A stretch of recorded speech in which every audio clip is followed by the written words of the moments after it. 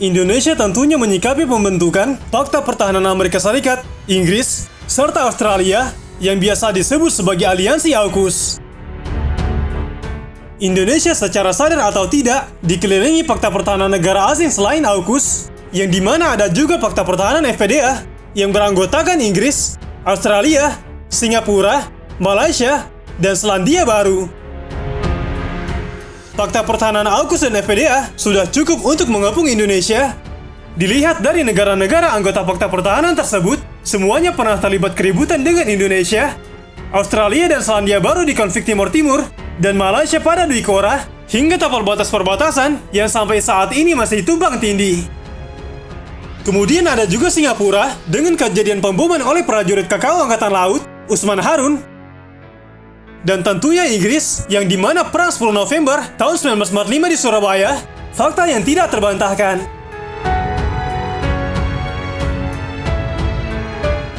Hebatnya Indonesia santai saja dikepung para calon lawannya di masa depan, atau malah Indonesia tidak sadar telah dikepung oleh kepentingan asing. Masalahnya makin bertambah rumit, di mana Prancis dan Cina juga punya kepentingan di Indonesia, serta Indo-Pasifik. Ilustrasi yang utama, Australia harus membangun kepercayaan dengan tetangganya di Asia Tenggara, terutama yang penting bagi keberhasilan AUKUS. Yang kedua, Australia harus memastikan kepatuhan AUKUS terhadap hukum internasional. Yang ketiga, Australia harus berkomitmen untuk membangun hubungan yang damai dan stabil dengan Cina.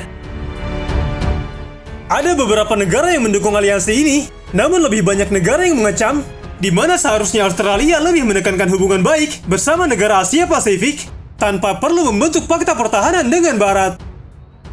Pendukung AUKUS di Australia berpendapat bahwa itu akan meningkatkan stabilitas di Asia Pasifik dengan menghalangi pengaruh militer Cina yang tumbuh di wilayah tersebut. Akan tetapi para kritikus berpendapat bahwa Australia harus mengejar kerjasama keamanan yang lebih strategis dengan tetangganya di Asia Pasifik daripada sekutu tradisional Baratnya.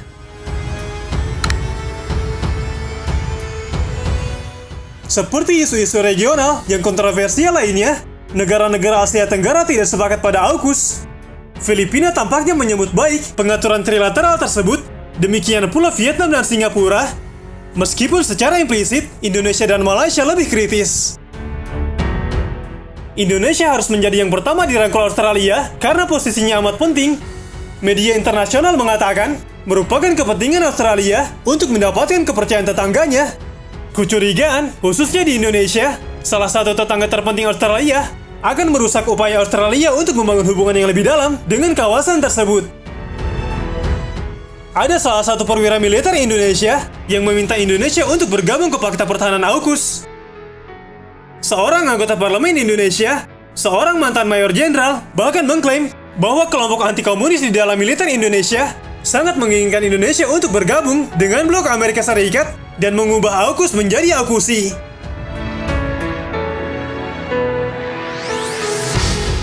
Sementara itu yang perlu disadari, bahwa taktik perang kemerdekaan saat ini masih melekat di tubuh militer Indonesia.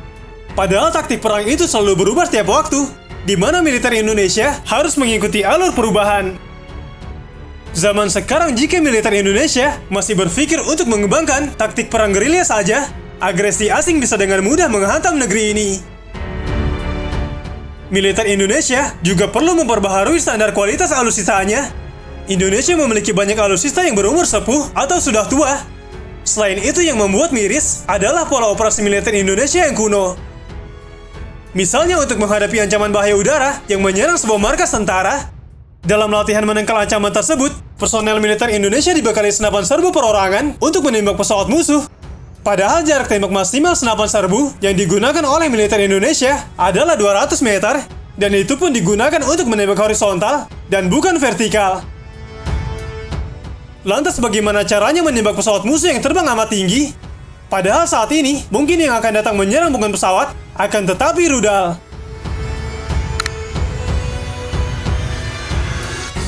Pola menangkal ancaman seperti menggunakan senapan serbu mungkin efektif saat perang kemerdekaan, tapi tidak berlaku bagi modern warfare. Akademi Militer Amerika Serikat alias West Point sudah meninggalkan ceruk taktik perang kuno seperti yang digunakan militer Indonesia saat ini. Mereka terus mengasah taktik modern warfare dengan era pertempuran multidomain. Pentagon atau militer Amerika Serikat harus mengembangkan konsep operasional yang bertujuan untuk melampaui negara bangsa yang canggih secara teknologi. Infanteri US Army tidak lagi harus buy one dan susah-susah mencari keberadaan musuh saat ini. Mereka dilengkapi drone pengintai saat menjalankan tugas di medan operasi. Drone ini nantinya bertugas melacak posisi lawan serta menyerangnya, ataupun memberitahukan posisi lawan kepada infanteri Amerika Serikat yang kemudian akan menyerang dengan menggunakan jet tempur.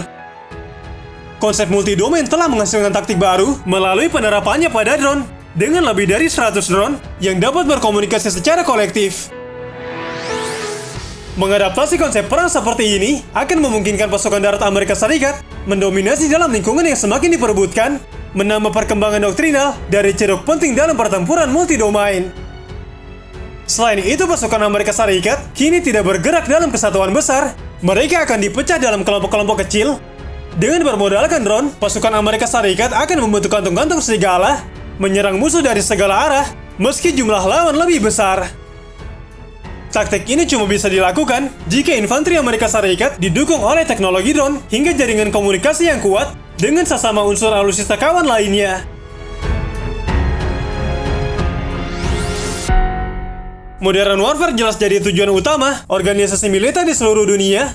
Militer Indonesia juga sebetulnya mau beranjak dari taktik perang tradisional ke taktik perang modern warfare. Hal itu tergambar dengan seringnya Indonesia latihan perang bersama Amerika Serikat untuk mempelajari bagaimana modern warfare itu dilakukan. Akan tetapi hasilnya belum maksimal dan dinilai taktik perang militer Indonesia masih tradisional. Situasi ini juga berlaku untuk Angkatan Udara Indonesia sebagai bagian dari Angkatan Bersenjata Indonesia yang secara tradisional tidak terlalu menekankan penggunaan teknologi.